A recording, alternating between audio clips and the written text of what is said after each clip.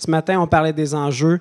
Maintenant, c'est le temps de réfléchir aux solutions, aux avenues qui sont possibles. Et j'accueillerai pour ce troisième atelier-là, au panel, 2 personnes avec moi. François Savoie, directeur général de la hutte hébergement d'urgence. Oh, j'aurais besoin aussi qu'on enlève le petit le lutrin juste ici. Et j'inviterai également Gabriel Pallotta, président du réseau Solidarité Itinérance Québec et coordonnateur de la table itinérance de Sherbrooke. Une bonne main d'applaudissements.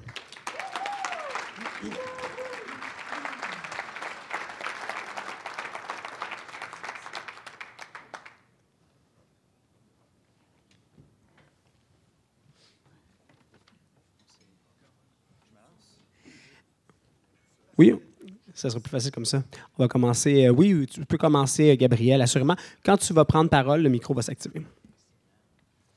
Bonjour tout le monde, super content d'être avec vous aujourd'hui, pouvoir parler de pistes de solutions en itinérance. Quand on m'a demandé la première fois pour venir ici discuter, la première chose qui m'est venue en tête, c'est je pourrais peut-être me lancer sur une présentation sur on devrait peut-être tout simplement arrêter de générer de l'itinérance avec les choix sociopolitiques qu'on fait historiquement et récemment. Mais ensuite, je me suis dit, en 10 minutes, peut-être que je ne ferai pas le tour de la question d'une manière super satisfaisante pour tout le monde. Donc, je me suis rapatrié sur quelque chose d'un petit peu plus précis qui touche mon quotidien, qui n'est pas une solution en soi, mais qui est plus une manière de travailler qui apporte les solutions, selon moi, les plus optimales, les plus efficacement. Puis c'est la concertation multisectorielle, quelque chose qui est, dans le fond, revenu dans tous les discours d'aujourd'hui, réussir à travailler ensemble. Mais précisément, ça ressemble à quoi? La concertation, en fait, on en a parlé beaucoup, mais à la base, c'est le moindrement qu'il y a plusieurs acteurs différents qui décident de se réunir pour discuter entre eux de problématiques communes et de solutions à appliquer. On fait de la concertation. On peut s'arrêter là et dire « cool, on s'est concerté ». Mais l'expérience québécoise nous montre que ça va vraiment plus loin que ça. C'est pas juste dans le secteur de l'itinérance, mais particulièrement dans le secteur de l'itinérance. Dépendamment des régions, les tables de concertation, on voit des structures décisionnelles, des projets collectifs, des analyses de fonds, des revendications, de la coordination des services, de la coordination d'accès aux services. Bref, ça peut vraiment ratisser large. Et d'ailleurs, le Québec, on est définitivement un chef de file par rapport au reste du Canada au niveau de la concertation en itinérance. La preuve, il commence à avoir des initiatives dans certains territoires et provinces en dehors du Québec qui ressemblent beaucoup à comment on travaille depuis plusieurs décennies maintenant ici. Et ces initiatives-là apparaissent parce qu'ils se rendent compte que c'est la manière de travailler pour solutionner les impasses qui commencent à vivre dans certaines trajectoires de services et dans toutes sortes de façons de créer des nouveaux projets. Donc, c'est vraiment pas tout parfait au Québec. On est les meilleurs, là, mais c'est pas tout parfait. Et on tient la clé de quelque chose de vraiment important dans cette manière de travailler-là, qu'on développe encore aujourd'hui de mieux en mieux, mais qu'on travaille historiquement aussi. Et par multisectoriel, on l'a mentionné d'ailleurs avec l'exemple du gaz, puis aussi avec les gens présents aussi aujourd'hui. Autour de la table, on parle d'avoir des représentants du communautaire, des représentants des municipalités, des milieux institutionnels. Ça peut être aussi le milieu de l'économie sociale, des affaires en général, des citoyens. Pour donner l'exemple de la table d'itinérance de Sherbrooke en particulier, dans notre membership, on a majoritairement des organismes communautaires qui travaillent à différents horizons de services en lien avec l'itinérance ou les personnes à risque de l'être. Mais on a aussi une représentante de la ville, on a un représentant des services policiers, on a différentes équipes et départements du CIUS qui sont assis autour de la table, une coop de solidarité, un centre de dépendance. Bref, c'est quand même assez diversifié et on a l'impression que c'est comme ça qu'on doit travailler. On n'a pas l'intention de changer ça du tout. Mais comment réussir à travailler tout ça? Parce qu'il faut réussir à travailler comme il faut, efficacement et agréablement, bien sûr. Je n'ai pas la prétention d'avoir la recette magique, mais quelques conditions de réussite à appliquer en particulier. La première, c'est des objectifs et des besoins clairement exprimés et compris par tous. Ça a l'air simple dit comme ça, mais ça va plus loin que s'entendre sur un énoncé de mission globale, tout le monde ensemble, qu'on va mettre dans un beau petit document. C'est aussi de donner la place à chaque personne présente autour de la table pour bien énoncer, mais c'est quoi que tu peux apporter à la concertation, c'est quoi que tu comptes en retirer. À partir de là, toutes les discussions vont tout simplement être plus efficaces parce qu'on sait qu'est-ce que les gens veulent, qu'est-ce que les gens peuvent faire. Ensuite, un partage d'informations et d'expertise le plus transparent possible. Ça, c'est sûr, je ne parle pas là, de faire fi des enjeux de confidentialité puis de se créer une gigabanque de données avec plein d'informations que tout le monde met dedans sur tout ce qu'ils font, qui, pourquoi, quand. Là, mais c'est plus dans le sens dans toutes les rencontres de travail, dans tous les comités, s'assurer que les informations utiles circulent le plus fluidement possible.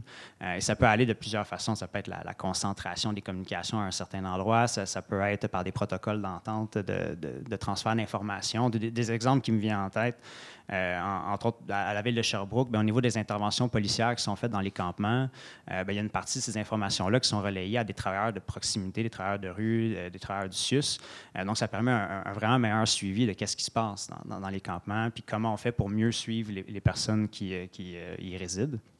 Un autre exemple, l'année dernière, pendant qu'on a mis sur pied notre projet de pilote de halte chaleur, bien, il y a eu des informations qui ont été relayées à la ville par une association de commerçants, des enjeux qu'ils prévoyaient. Et bien, ce qu'on a fait, cette information-là s'est rendue jusqu'à la concertation et bien, on a décidé tout simplement de les contacter. Puis on s'est fait une espèce de comité de suivi qui incluait un représentant de cette association-là, différents intervenants. Il y avait même un conseiller municipal qui venait fréquemment. Donc, ça nous permettait de se créer une tribune où tous les enjeux étaient partagés ensemble. Ce n'était pas la table de concertation même, mais c'était quand même de la concertation, dans le fond.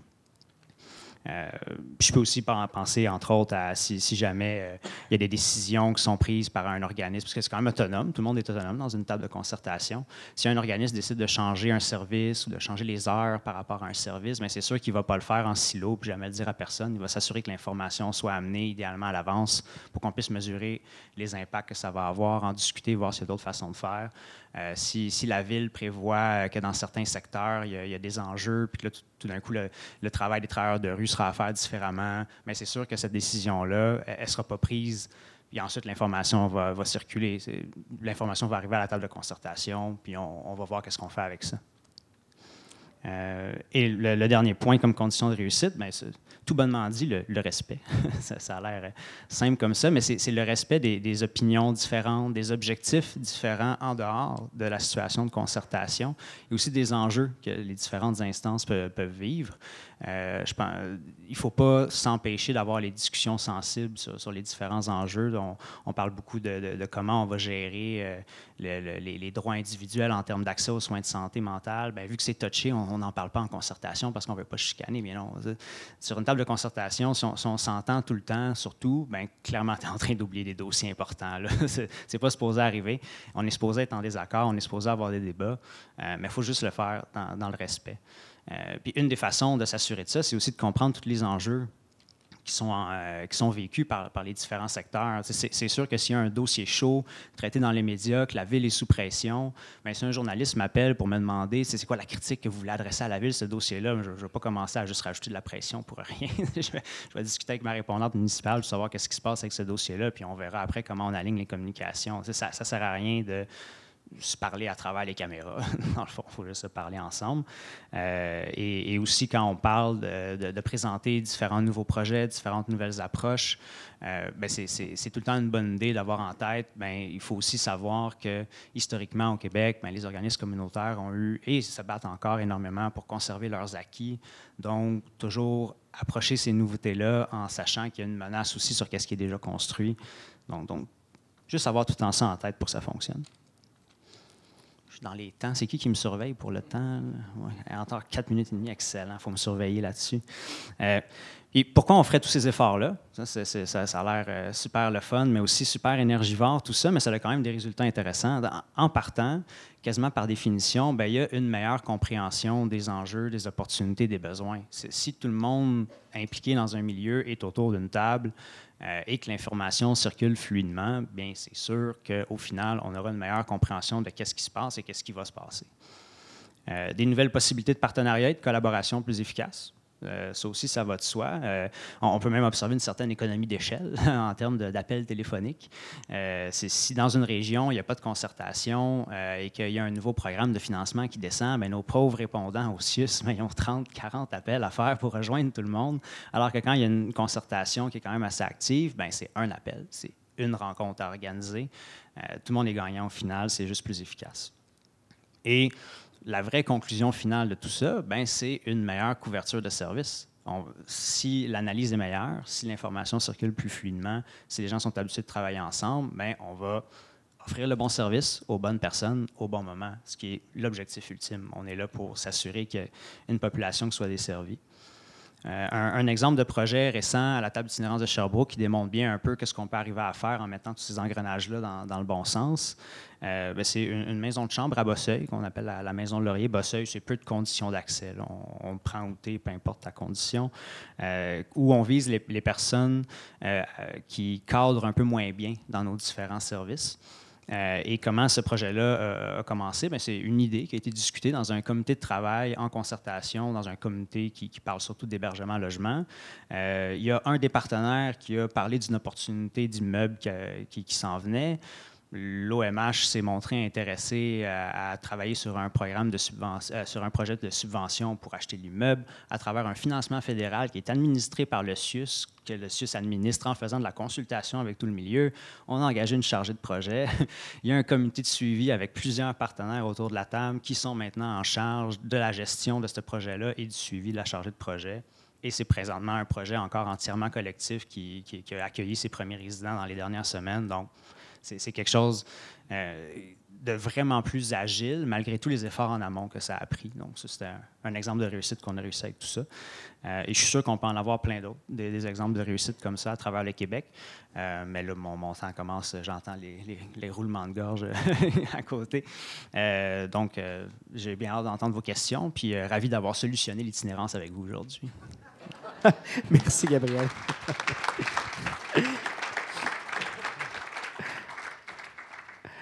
Je vais passer la parole maintenant à François Savoie, directeur général de la Hutte Hébergement d'urgence. Je trouve ça un petit peu difficile, bien honnêtement, parce que je passe en arrière de gens que j'apprécie immensément, puis qui parlent beaucoup mieux que moi. Ça donne toujours comme ça. Je parle tout le temps dans les derniers, puis je me dis... Puis là, j'aimais beaucoup Bruno, mais je le déteste un peu parce que ma présentation était sur les mêmes bases que ce qu'il a partagé. Je pense qu'on fait les mêmes lectures. Fait que je vais essayer de reprendre certains éléments qui ont été dits tantôt, puis je vais vous parler de notre expérience du côté de Saint-Jérôme. Vous allez reconnaître là, des séquences. Mais je voudrais défaire quelque chose que Bruno a dit tantôt, qui est une fausseté. Bruno disait tantôt, partout où je vais, quand j'étais dans le dossier du suicide, mais il l'a extrapolé en disant c'est pareil dans tous les dossiers. C'est toujours pareil. Les gens disent toujours la même chose. C'est pas vrai. C'est pas vrai. Moi, c'est la première fois que je vais dans une ville qui a une mairie bicéphale. C'est la première fois que je vois ça. Fait qu'on a la preuve par l'absurde aujourd'hui que la théorie ne fonctionne pas. Cela dit, on a été interpellé il y a un petit peu plus d'1 an. On est à Terrebonne depuis 20 ans. On a une maison d'hébergement qu'on a fait évoluer là, dans les 2 dernières années, passant de 28 places à 48 places. Puis on a aussi, là, on vient de terminer la construction d'un 6 logements pour des tipites, des 18-25 ans, des jeunes qui sortent des centres jeunesse. Ce qu'on s'est dit, c'est qu'on travaillerait jusqu'à 3 ans avec ces jeunes-là pour les aider à se repartir dans la vie correctement, se donner des bases solides, retourner à l'école, retourner sur le marché de l'emploi, puis s'éloigner de façon durable de l'itinérance. Puis, comme on avait un peu de temps de lousse, puis qu'on était encore en pandémie, fait que ça roulait un peu moins vite, on s'est dit, on va aussi supporter les Laurentides qui peinaient là, avec le phénomène de l'itinérance. Puis, l'idée de départ, c'était de venir jaser, d'essayer de partager des points de vue, se challenger sur des solutions, un peu ce que vous êtes en train de faire, mais ça a viré tout croche. Okay? Ça a viré tout croche, ça a viré dans un projet d'aller bâtir une maison du côté de Saint-Jérôme. Puis là, on s'est embarqué dans un projet qui est un peu débile parce qu'on s'est peinturé dans le coin en disant « ça presse, c'est urgent, ça saigne, puis il faut le faire ». L'étape suivante, c'était de se dire, on est-tu capable? Puis se dire, on est capable, tout seul assis dans ma chaise, ça ne faisait pas de sens. Fait que la première étape, ça a été de se dire, on est-tu capable comme organisation de contribuer avec une communauté à réaliser ce genre de projet-là? Puis mon conseil d'administration s'est dit oui. Après ça, on s'est dit, on a-tu une vision commune dans cette communauté-là, puis on est-tu capable, comme communauté, d'abord de se donner un vocabulaire, une compréhension commune de à quoi on veut adresser, ce qu'on veut adresser comme problème, puis la solution qu'on veut mettre en branle. Puis on est-tu capable de se mobiliser collectivement autour d'une vision qui va être suffisamment claire pour être capable de se mouiller dedans de façon collective. Je vais vous raconter certaines petites étapes. On m'a dit que j'avais 1h30, c'est ça? Bon, fait que j'ai le temps. On est en décembre 2021. J'ai un coup de téléphone de Louis Rousseau, qui est directeur adjoint au CIS des Laurentides, dans direction santé mentale dépendance. Maintenant, Louis est directeur. Il me dit, Monsieur Savoie, on a un problème avec l'itinérance du côté de Saint-Jérôme, puis on a vu un peu ce que vous faites à Terrebonne, puis on aimerait ça que vous veniez nous voir. Moi, j'ai un petit peu l'air bête dans la vie, fait que je dis, ben non. Mais si vous voulez venir faire un tour à Terrebonne, ça va nous faire plaisir de vous accueillir. Puis, je vois Louis arriver avec une gang. Première visite, ils seront 4 ou 5. Puis, ils ont 2000 questions. Puis, on prend le temps, on jase, on commence à se faire une tête. Puis, à la fin de la rencontre, Louis me dit, je vais revenir avec des gens de la ville. OK? Puis, moi, je me dis, bon, regarde, on a trouvé ça bien le fun, ça a été bien agréable. Mais j'ai un téléphone le lendemain, puis il me dit, vendredi, je viendrai avec le maire de Saint-Jérôme, puis des membres de son équipe, puis le directeur général, puis des gens d'affaires, quelqu'un de la MRC, puis le député aimerait ça être là. OK. Fait qu'on commence à avoir de la visite. On a eu quelques centaines de personnes de Saint-Jérôme qui sont venues à tour de rôle venir faire leur visite. Puis on s'est donné une vision commune. On s'est donné un regard commun sur ce qu'on allait faire. Puis là, quand je vous dis ça, là, ça se stretch sur 7-8 semaines. Fait qu'on s'est mis en mode mobilisé. On s'est mis en mode on va faire arriver quelque chose. On s'est bâti un plan de projet. On a défini qui allait être partie prenante. On a regardé c'était quoi les obstacles qui allaient être devant nous autres, puis c'était quoi les voies de passage pour réaliser un projet. Puis là, on avait ciblé qu'on voulait mettre de l'hébergement en place du côté des Laurentides. Ça commence en décembre, juste avant les fêtes. On est rendu à quelque part à la fin du mois de février. Puis on se dit, ben ça prendrait une maison d'hébergement dans les Laurentides. Il n'y en a pas. Puis les besoins sont criants. Puis les besoins sont très criants. Entre-temps, on est allé faire un tour dans les Laurentides, on est allé marcher la rue, on est allé voir ce qui se passe, puis on est allé rencontrer le milieu communautaire parce qu'on est encore dans l'idée, parce qu'on est communautaire, de dire un organisme communautaire, ça naît pour et par sa communauté. Le milieu, à ce moment-là, ils nous disent on est fatigué, puis le milieu, ils nous disent quand est-ce que vous arrivez. Puis on décide de dire on va arriver. On se dit, OK, au 1er mars, à la fin de la première semaine de mars, on a une firme d'architectes d'ingénieurs. Puis là, je ne vous nommerai pas le nombre d'appels qu'on a fait parce qu'on est dans une période occupée. On n'a pas de terrain identifié, mais on commence à dessiner pareil. Puis on réalise des plans de vie. Puis en cours de route, on se met sur un sprint avec les partenaires de la communauté pour identifier un terrain qu'ultimement, la ville va nous céder.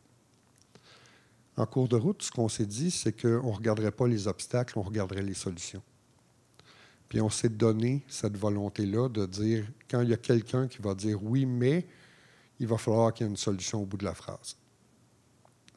J'ai dit calice à un moment donné dans une rencontre, okay, où j'ai le directeur général de la ville, j'ai des hautes directions de CIS, parce que c'était pas pour arriver.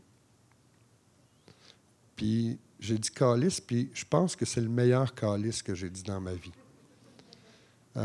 Ça l'a bousculé, ça l'a choqué, mais c'était un moment de passage. C'était un moment où on se disait c'était all-in ou on y va pas. Puis on s'est dit all-in. On a associé, on a tout brisé les standards.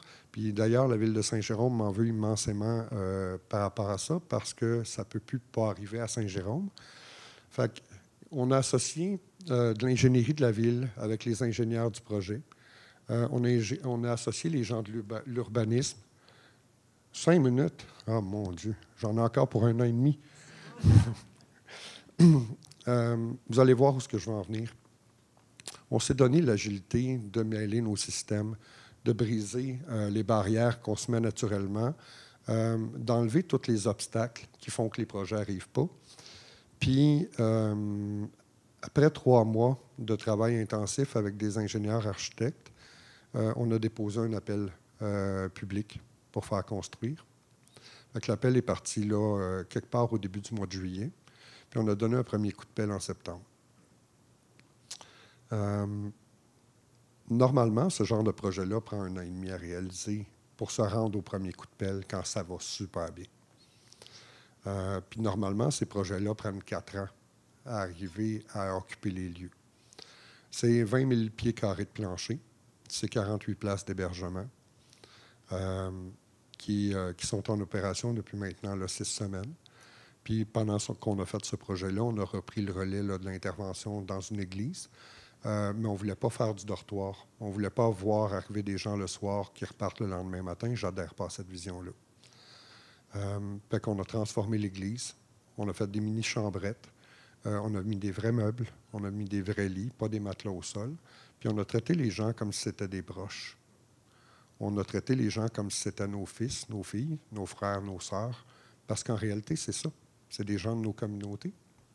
C'est des gens de nos communautés qui n'ont pas toujours été itinérants. Ils ne sont pas nés itinérants. Ils ont eu cet événement-là dans leur vie, puis ils ne souhaitent pas mourir itinérants. Ils souhaitent reprendre leur vie en main, ils souhaitent pouvoir se réaliser. Je vous parle de ce projet-là, pas parce que c'est une recette, pas parce que c'est ce que vous avez besoin dans votre communauté, tout simplement pour vous dire que la façon, à mon sens, de faire arriver les projets, c'est ce que vous faites aujourd'hui. C'est de vous asseoir ensemble puis de vous donner la volonté que ça arrive. C'est de vous donner le coup de barre pour que ça arrive.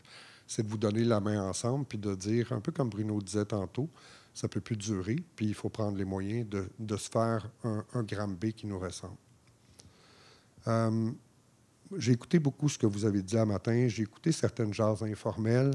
Puis je dois vous dire que je vous trouve magnifique parce que vous vous êtes mobilisés excessivement vite comme communauté. Ça me donne le goût d'être gramme B1. C'est ça qu'on dit, hein? Comment? Bon, je ne savais pas comment le dire, fait que je l'ai dit tout croche. C'est le fun de voir une communauté avec ses gens d'affaires, avec sa boîte de travail de rue, avec les gens du CIS, avec les gens de tous les milieux qui s'assoient ensemble pour dire qu'il faut que ça arrête. Vous avez déjà les éléments de base pour faire que ça arrête, puis reprendre le contrôle de votre communauté. À cette heure, assumez votre leadership. C'est comme ça qu'on réussit à faire des projets là, qui font virer des milieux de bar. Tantôt, Bruno a dit quelque chose de fort important, puis on n'ose pas le dire, mais je vais renforcer ce qu'il a dit. Je vais reprendre ces chiffres, 75 000 $ un coût d'itinérance par personne par année. Du côté de Terrebonne puis Saint-Jérôme, dans la dernière année, on a accueilli 2000 personnes. Quand je cumule mes deux ressources ensemble, il y a plus de 1000 personnes qui sont parties en logement ou en chambre, dans des environnements où le taux d'inoccupation moyen des milieux est en dessous de 1 %. J'ai, du côté de Terrebonne, 61 % des gens qui sont repartis en emploi. Du côté de Saint-Jérôme, pour une première année, dans une église, 44 %. Quand je regarde ces 1000 personnes-là, ce 50 % là cumulé, puis que je le multiplie par 75 000, ça donne combien, Bruno? Ça donne 75 millions. OK? Puis tout ça, on l'a fait avec 5 millions. OK? Fait que trouvez-moi un placement qui va vous donner ce ratio-là. OK? Travailler en itinérance, ce n'est pas dépenser de l'argent, c'est investir de l'argent. C'est investir de l'argent sur des êtres humains, c'est investir de l'argent sur nos gens d'affaires, parce que ces gens-là qui retournent dans le milieu, ces gens-là que vous avez besoin dans vos commerces, dans vos industries, ils sont là. Ils sont là, disponibles. Si on travaille bien avec eux autres, ils retournent dans vos entreprises. Ils viennent vous aider ils viennent y contribuer. Actuellement, on les voit comme des nuisances, mais c'est un potentiel immense dans des communautés où on en a besoin. C'est mon regard d'itinérance. Je pense que je suis rendu trop vieux pour le changer. Ça fait plus de 25 ans que j'y travaille. Puis, ça fait plus de 25 ans que je vois l'itinérance sous le même angle. C'est des gens qui, à un moment de leur vie, n'ont pas de toit, mais qu'ils rêvent toute la même chose. C'est devenir comme nous autres, reprendre le chemin du rêve puis se réaliser correctement. François, merci beaucoup. François, Gabriel, merci.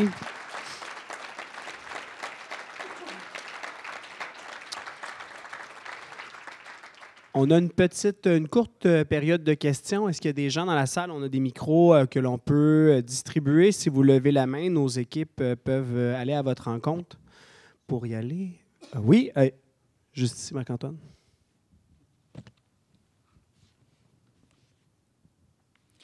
Merci beaucoup, messieurs, pour vos interventions très intéressantes. François, on s'est rencontrés. Tu nous as beaucoup inspirés quand on est allé visiter à Terrebonne, pas Saint-Jérôme. On s'inspire. Puis d'ailleurs, Steve du Passant était aussi avec nous. Je ne sais pas, t'es où, Steve? Marie-Ève est avec nous. Éric était là. Et tu l'as bien nommé, la recette de Saint-Jérôme ou de Terrebonne, elle est propre à ce milieu-là. Mais on a tous les éléments dans notre milieu pour y arriver avec les ressources communautaires qui sont présentes déjà.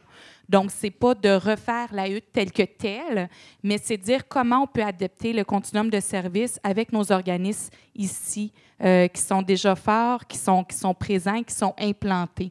Donc, je pense de s'inspirer de ça, c'est très intéressant. Tu as aussi une perception, une vue. Hein, je vais me permettre de dire que, en tout cas pour moi, personnellement, je trouve que tu es quand même une sommité au niveau de l'itinérance au Québec, de participer aux travaux avec le gouvernement d'ailleurs, etc. Bon, tu es dans le milieu depuis très, très longtemps. Mais une chose que François est très humble, là, il n'a pas mentionné qu'il se promène un peu partout au Canada, dans le monde. Il va voir un peu ce qui se passe.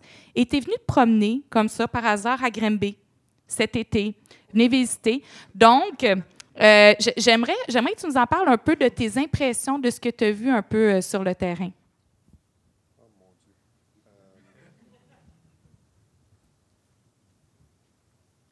C'est Obélix qui est tombé dedans. C'est Obélix qui est tombé dedans quand il était jeune. Je ne sais pas pourquoi, mais j'ai une curiosité pour le phénomène de l'itinérance qui date de très, très longtemps. Puis, je suis curieux de continuer à apprendre, de continuer à me développer, de continuer à... Je ne veux pas être celui qui raconte la vieille histoire. Puis c'est quelque chose que je dis tout le temps à mes équipes, quand je vais commencer à être redondant puis que je vais répéter ce qui se passait en 1907, dites-moi que je suis dû pour la retraite. Fait que je me donne ce devoir-là, puis en même temps, ce n'est pas un devoir parce que j'ai le plaisir de le faire, de me promener, d'aller voir l'itinérance, d'aller voir différents visages d'itinérance, puis d'aller voir différents moyens qu'on met en place un peu partout. Parce que c'est une jeune pratique. On s'est donné une définition au Québec de l'itinérance en 2008, puis on l'a confirmé dans une politique en 2014. C'est un bébé problématique. On commence à apprendre quoi faire avec l'itinérance, puis elle avance plus vite, elle évolue plus vite qu'on est capable de la réfléchir. Fait que j'essaie de m'inspirer de ce qui se fait ailleurs. J'étais curieux de voir ce qui se passait à Granby. J'étais allé à Québec aussi. J'étais curieux de voir ce qui se passait à Granby. J'étais curieux de voir ce qui se passait en termes d'ambiance. Ça, je suis assez d'accord avec Bruno. C'est un peu pareil partout. L'itinérance se présente pas mal sous le même angle partout. Quand on prend le temps de jaser avec les gens, puis qu'on prend vraiment, vraiment le temps de les entendre, ils ne veulent pas être en itinérance. J'entends souvent comme question, oui, mais il y a du monde qui veulent être en itinérance. Non, il y a du monde qui ne savent plus comment s'en sortir. C'est bien, bien différent. Okay? Ils finissent par se convaincre que c'est leur choix, ils finissent par se convaincre collectivement qu'ils font ce choix-là, okay? Parce que c'est une notion de survie, mais il n'y a personne qui veut être en itinérance. Je ne sais pas si ça répond à ta question. Ce que j'ai vu, c'est un essai. C'est un essai de tolérance, c'est un essai de regarder l'itinérance autrement. j'ai souvent un regard dur par rapport à ça. J'ai de la misère à tolérer l'intolérable. Puis je regarde souvent des gens en situation d'itinérance en me disant « Et si c'était ma fille? Et si c'était mon fils? Est-ce que le campement, ce serait une bonne solution? » Puis la réponse est non. Si c'était moi, si c'était ma mère, si c'était mon père, si ça avait été mon grand-père ou ma grand-mère, est-ce que je serais satisfait de savoir que ce qu'on offre dans notre communauté, c'est un campement? Ça ne fait aucun sens. Je ne suis pas capable d'adhérer à cette vision-là. À cette heure, il faut offrir autre chose.